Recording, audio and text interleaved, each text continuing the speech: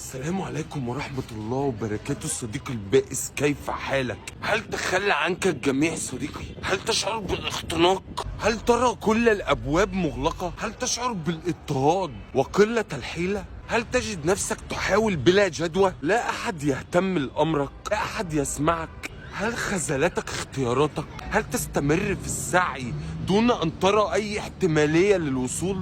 هل تشعر صديقي أن كل هذه الأشياء تحتاج إلى معجزة؟ هل تعلم من يملك تدبير المعجزات؟